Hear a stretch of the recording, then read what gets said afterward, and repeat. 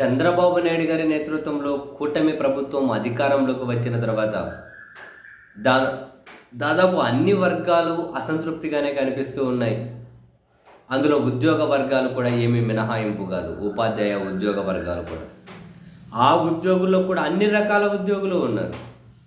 పోలీసుల కింది స్థాయి నుంచి డీజీ ర్యాంకు వరకు కూడా ఏ విధంగా అసంతృప్తిగా ఉన్నారో మనం చూస్తూ ఉన్నాం. అణు ఉద్యోగులు, గ్రామ వార్డు సచివాలయ ఉద్యోగులు అయితే చాలా రోజుల నుంచి రోడ్డుకి ఏదో రూపంలో వాళ్ళ నిరసన వ్యక్తం చేస్తూనే ఉన్నారు. మాకు రావాల్సిన వాటి కానీ ఏమీ పట్టించుకోవట్లేదు, ఎన్ని వినతి పత్రాలు ఇచ్చినా మా సమస్యలను పట్టించుకోవడం లేదు. అందరికీ వినతి పత్రాలు ఇచ్చుకుంటూ వచ్చాం. సుదీర్ఘంగా పెండింగ్లో ఉన్నటువంటి మా డిమాండ్ల విషయంలో ప్రభుత్వం చాలా నిర్లక్ష్యంగా వ్యవహరిస్తుంది.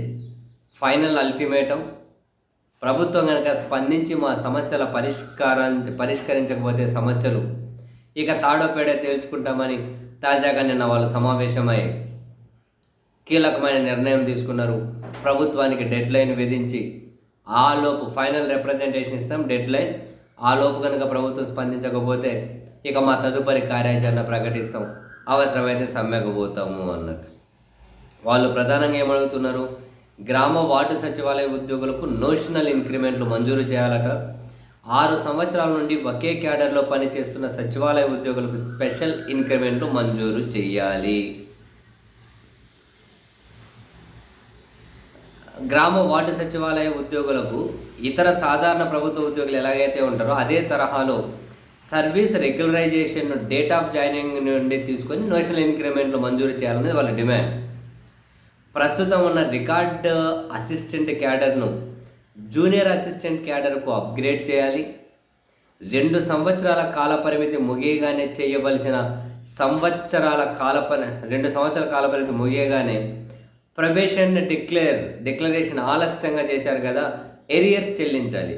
ఓకే, 2 సంవత్సరాల కాల పరిమితి ముగియగానే చేయాల్సినటువంటి ప్రొబేషన్ ఏదైతే ఉందో, ప్రొబేషన్ డిక్లరేషను, అది ఆలస్యంగా చేశారు కదా, అందుకని చెప్పి ఎరియర్స్ చెల్లించాలి అంటున్నారు. అన్ని జిల్లాల్లో అన్ని విభాగాల సచివాలయ ఉద్యోగుల సీనియారిటీ జాబితాలు మెరిట్ కమ్ రోస్టర్ విధానంలో ప్రదర్శించాలి.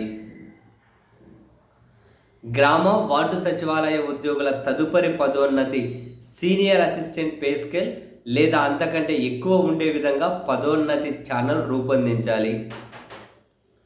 సచివాలయ ఉద్యోగులను అవకాశం ఉన్న మేరకు అర్హత ప్రకారం ఇతర ప్రభుత్వ శాఖల్లో విలీనం చేయాలి.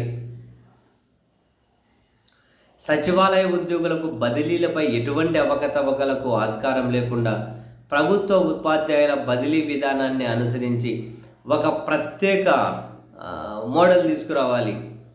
అంతర్జిల్లా బదిలీలను కూడా కల్పించాలట. సచివాలయ ఉద్యోగులకు సబ్సిడీతో ఇళ్ల స్థలాలు ఇవ్వాలట. ఉద్యోగులకు group medical and health insurance ఇవ్వాలట. ఇవి మా ప్రధాన సమస్యలు. పరిష్కరించకపోతే ఇక ప్రభుత్వంతో తాడో పేడో తేల్చుకుంటాం, ఫైనల్గా ఇంకోసారి రిప్రజెంటేషన్ ఇస్తాం.